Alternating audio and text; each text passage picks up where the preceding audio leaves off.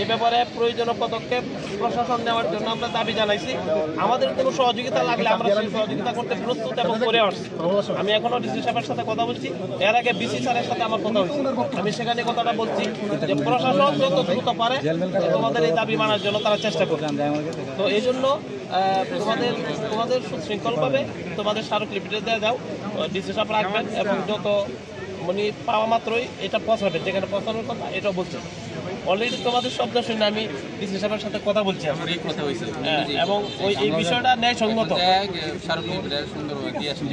আর স্থায়ী ক্যাম্পাস না হলে তো লেখাপড়ার মান বাড়বে না। আমি তোমাদের বিসি সাহেবের সাথে সপ্তাহ দুয়েক আগে এই কথাও বলছি, 4টে মাত্র সাবজেক্ট, এই 4টে সাবজেক্ট একটা বিশ্ববিদ্যালয়ে চলে গেলে উনি বলছেন যে আমার ক্লাসরুম নাই, ক্লাসরুম হইলে আমি এক সপ্তাহের মধ্যে আরও 5টা-7টা সাবজেক্ট আনতে পারবো। তা আমরা বলছি যে ক্লাসরুম ম্যানেজমেন্টের জন্য আমরা হেল্প করবো, আপনি চেষ্টা করেন। বিশ্ববিদ্যালয়ের বিসি হিসাবে উনি চেষ্টা করবেন বলছেন আর।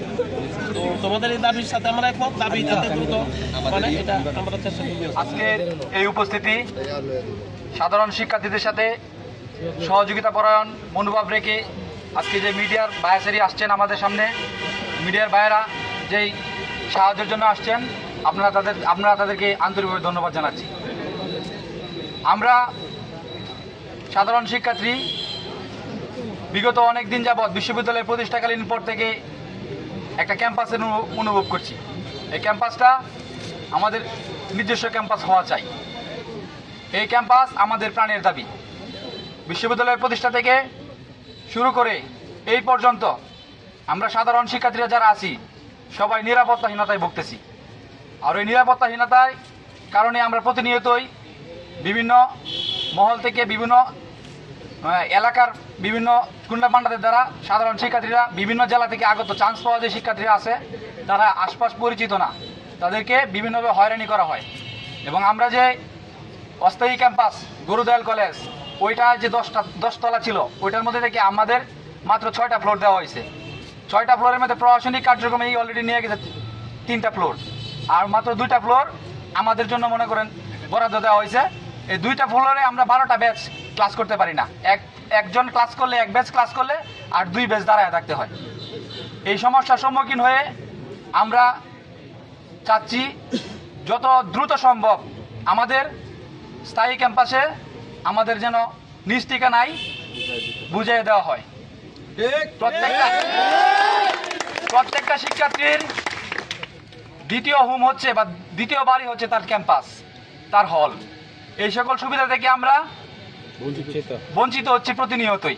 আমরা চাই আমাদের ক্যাম্পাস আমরা যেন খুব যত দ্রুত সম্ভব আমাদেরকে ওই জায়গায় নিয়ে যাওয়া হয়, আমরা আমার প্রাণের ক্যাম্পাস যেন ফিরে পাই। এই বিষয়ে আমাদের গণিত ডিপার্টমেন্টের সহপাঠী তানভীর স্মারকলিপি থেকে কিছু অংশ বলবে। যে বিষয়টা নিয়ে এসেছি, এই বিষয়টা হচ্ছে কিশোরগঞ্জ বিশ্ববিদ্যালয় জমি অধিগ্রহণ করার কার্যকরী পদক্ষেপ নেওয়ার জন্য স্মারকলিপি প্রদান।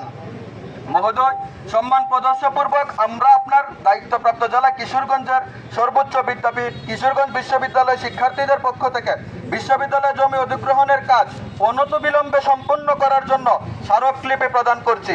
জাতীয় ও স্থানীয় পর্যায়ে শিক্ষার মান উন্নয়নে এই বিশ্ববিদ্যালয় গুরুত্বপূর্ণ ভূমিকা রাখছে এবং রাখবে, কিন্তু বিশ্ববিদ্যালয়ের স্থায়ী ক্যাম্পাস না থাকায় বিশ্ববিদ্যালয়ের পরিপূর্ণ কার্যক্রম ব্যাহত হচ্ছে। বর্তমানে গুরুদয়াল সরকারি কলেজে বঙ্গবন্ধু ভবনের কয়েকটি তলা ব্যবহারের মাধ্যমে আমাদের শিক্ষা কার্যক্রম চলছে।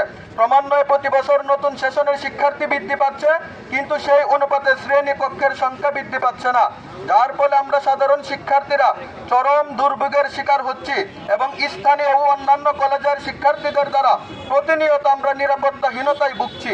অতএব উল্লেখিত সমস্যা সমাধানের লক্ষ্যে আমাদের বিশ্ববিদ্যালয়ের নির্ধারিত জমি অধিগ্রহণ প্রক্রিয়া দ্রুত সম্পন্ন করার কার্যকরী উদ্যোগ গ্রহণে বাধিত থাকবে বিশ্ববিদ্যালয়ের শিক্ষার্থীবৃন্দ।